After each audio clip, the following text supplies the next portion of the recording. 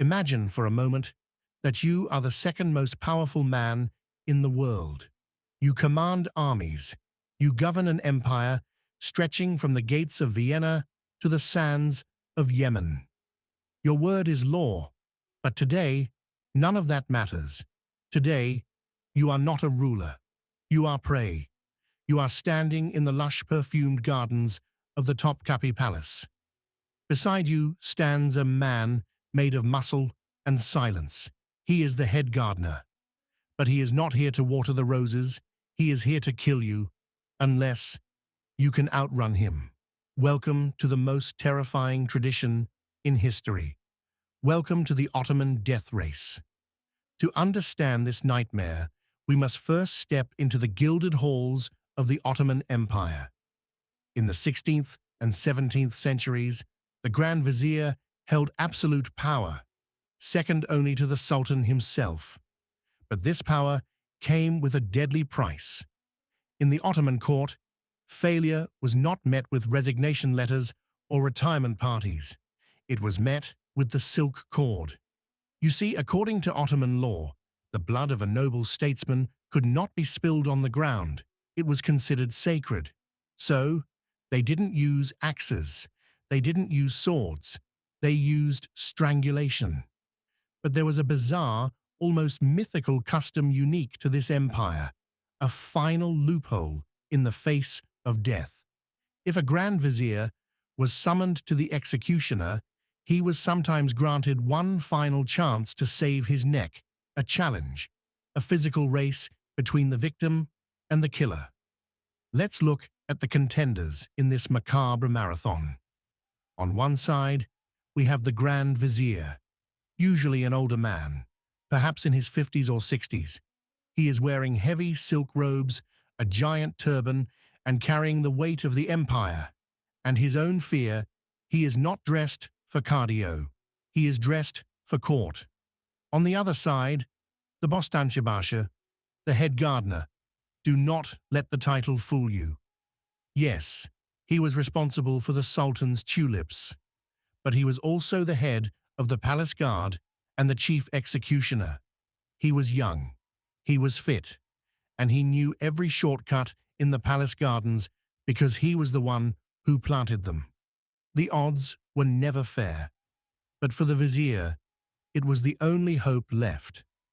The racecourse was a distance of roughly 300 meters. It started from the Imperial Council chambers and ended at the fish market gate, overlooking the Bosphorus. It sounds short, a sprint, but imagine running it while wearing 10 kilograms of velvet, knowing that if you lose, you die. The race would begin after a tense meeting with the Sultan. The signal was subtle, a nod, a gesture. The vizier would realize his time was up. He would bolt from the room. The Bostancıbaşı would wait a mere second, a courtesy head start. And then the hunt began. Through the cypress trees, past the fountains, under the scorching Istanbul sun. There were no cheering crowds, just the sound of desperate footsteps echoing off the palace walls. The vizier running for exile, the gardener running for duty. The finish line was the fish market gate.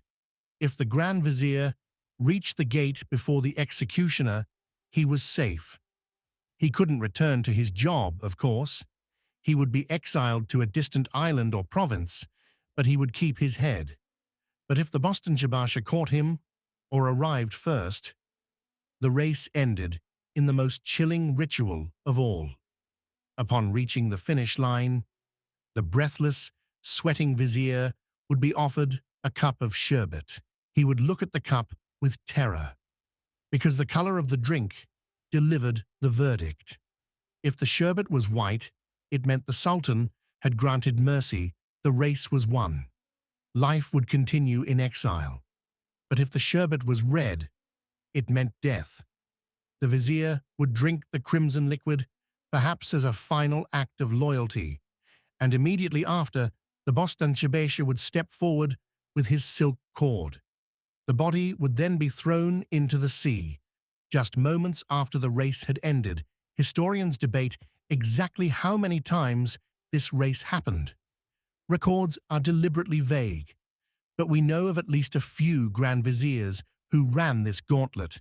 Some survived to die of old age in exile. Others were not as fast as the gardener. The Ottoman death race reminds us that history isn't just dates and treaties. It is human drama, pushed to the absolute edge. It is a world where a 300-meter sprint could determine the fate of the most powerful men on Earth. What would you do? Could you outrun the man who knows the garden better than you? If you enjoyed this journey into the dark corners of history, make sure to hit that subscribe button. We are Retold, and we have many more stories to unearth. Tell us in the comments, what other historical mysteries should we retell next? Until then, keep running.